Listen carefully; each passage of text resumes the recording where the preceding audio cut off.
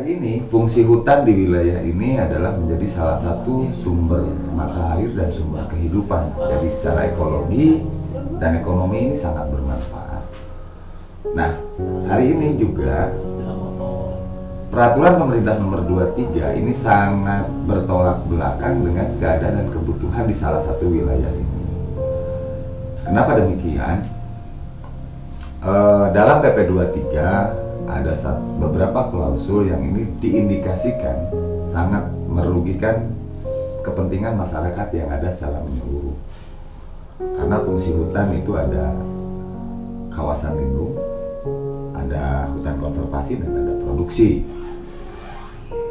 Dalam PP sebelumnya, bila ada kepentingan investasi, misalnya wilayah perkebunan atau wilayah pertambangan di hutan produksi atau di konservasi, itu harus mengganti lahan 2 kali lipat. Jadi kalau dipakai oleh salah satu pengusaha, maka dia harus mengganti. Sebelum mengganti 2 kali lipat, dia nggak boleh mengerjakan. Sampai izin pun dipersulit, harus izin sampai ke gubernur. Nah, dalam PP ini itu hutan lindung nggak boleh. Hari ini menurut informasi yang beredar dan salah satunya Tempo, terus beberapa kajian yang ada, peraturan pemerintah tahun 2021 ini memuluskan yang selama ini kearifan lokal dijaga, terutama kawasan desa, kawasan masyarakat adat. Kalau dari masyarakat adat, leuweung itu warisan. Kalau dari masyarakat desa, itu adalah kebutuhan. Dan kalau tata negara sudah mengakomodir bahwa kewajiban wilayah kehutanan harus dari yang dikelola 30% itu harus kawasan, kalau bisa dihutangkan. Nah, hari ini hutan itu diobrak. Tadi, kalau ada sesuatu hal yang diperlukan di sana, kita bisa mengganti dengan hanya 12 juta sampai 15. Pulau Jawa itu 12 juta ya. Nah, di Pulau Jawa sendiri itu kewajiban 30% belum terpenuhi. Nah, dengan alasan menambah pendapatan negara non pajak, maka hutan akan seolah melegalkan penguasaan hutan dan meninggalkan analisis dampak lingkungan dan meninggalkan hal kebutuhan kearifan lokal yang ada. Maka kalau perjuangan ini menjadi salah satu perjuangan masyarakat pada umumnya mempertahankan hutan, bila masyarakat menolak PP ini karena kepentingan tadi yang lebih maslahat, karena pendapat kita ini lebih madaratnya lebih banyak. Sementara hari ini pandemi sedang bergulir dengan PPKM, tiba-tiba PP ini kita mau digulirkan. Bagi saya pribadi, bagi kami masyarakat, dan dari sudut pandang apapun, masalah kemaslahatan orang banyak.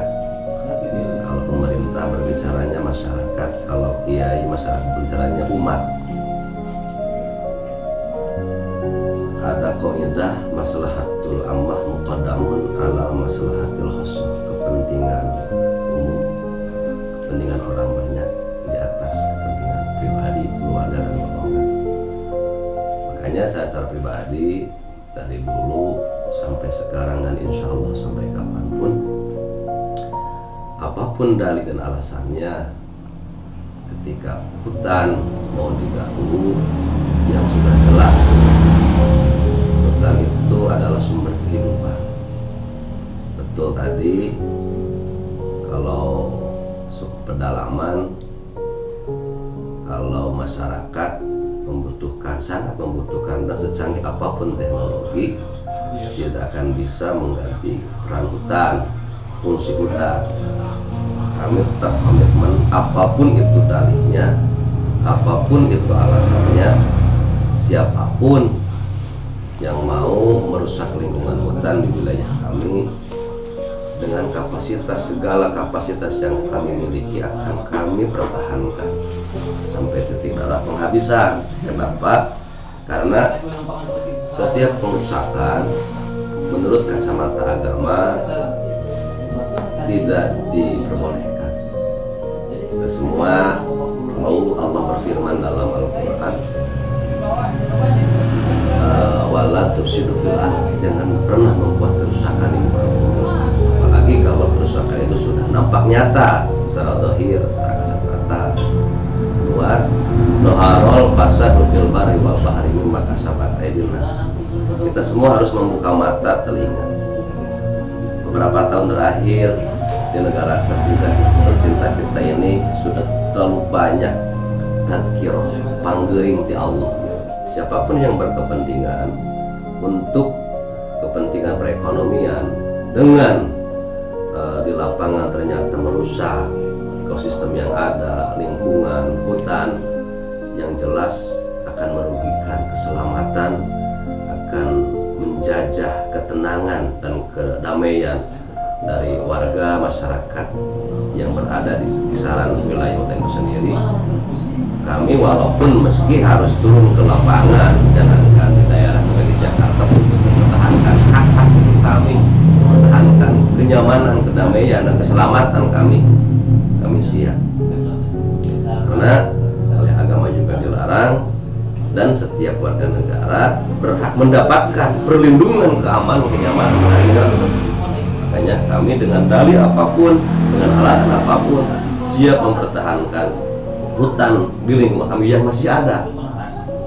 Hutan ini masih banyak lah, insya Allah cara lain untuk negara mendapatkan di luar pajak. Tapi tolong jangan usik hutan yang masih ada di lingkungan kami, karena jelas keselamatan, jelas kita harus berikhtiar untuk tidak mengundang bencana alam. Pertama, kami sangat menyesal atas PP yang dilahirkan oleh pemerintah hari ini. Kedua, kami sangat tidak setuju karena bagaimanapun hutan adalah anugerah yang paling mulia dari Tuhan. Ketiga, dampak dari permasalahan hutan ini jelas regulasi pemerintah harus bertanggung jawab kepada kelestarian alam. Keempat,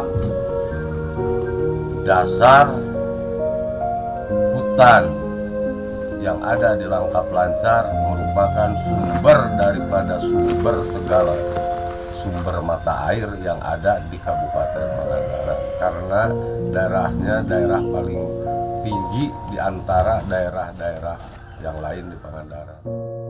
Dalam kurun waktu 35 tahun bisa membabat habis sumber daya alam yang ada di dia gitu kan.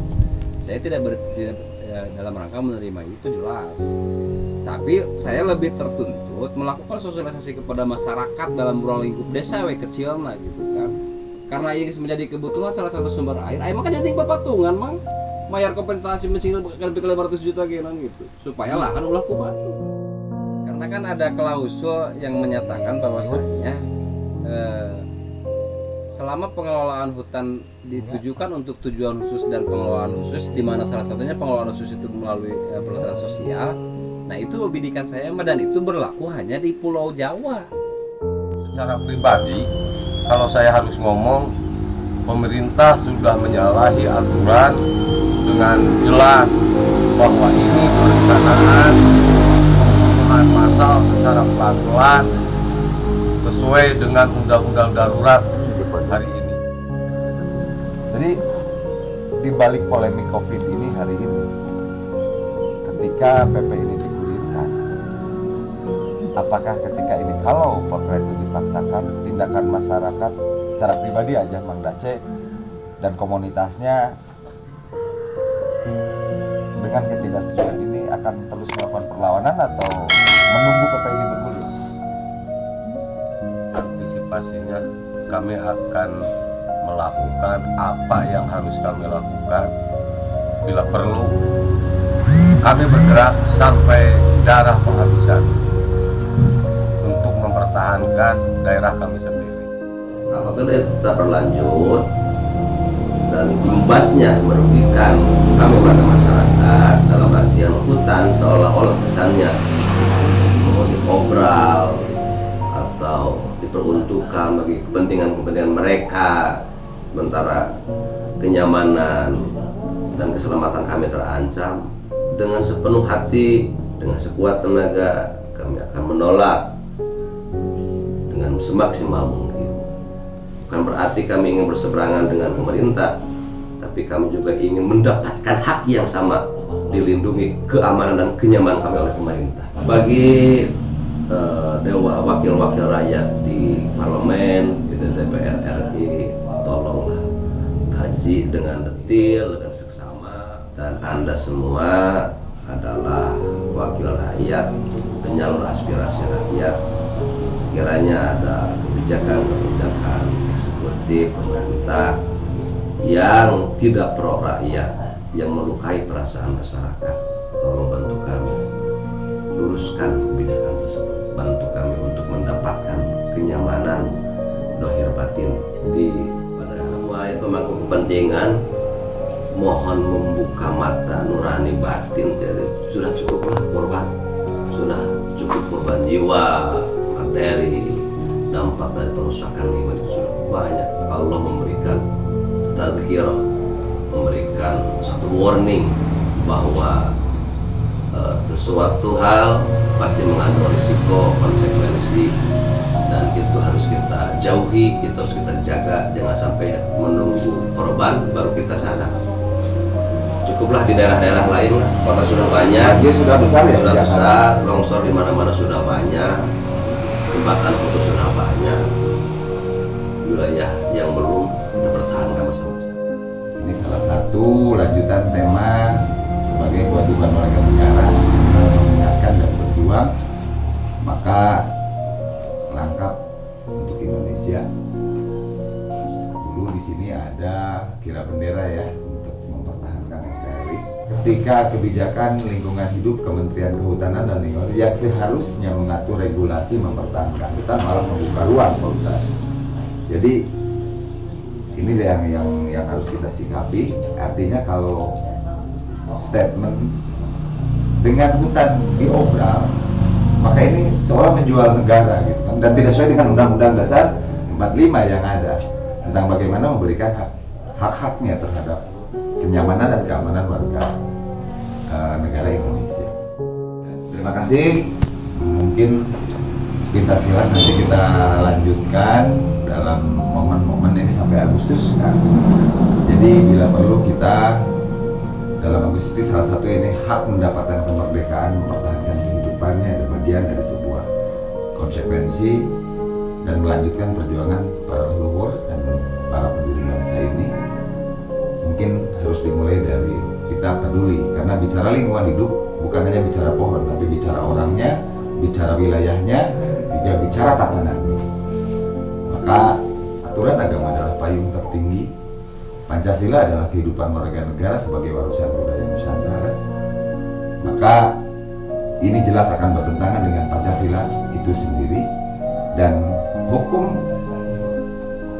Maha Pencipta untuk kehidupan manusia sudah jelas disuratkan dan disiratkan secara jelas. Dalam hal ini maka kita minta semua elemen untuk peduli tentang ini. Kita bukan hanya bicara tanah dan pohon dan hutan, tapi bicara manusia dan tatanan yang ada dalam kehidupan umat itu sendiri. Atur nuhun, Pak Ustadz. Sami-sami, Bang, Mudah-mudahan silaturahmi hari ini bisa berkelanjutan dalam silaturahmi. amin, amin. Salam buat semuanya.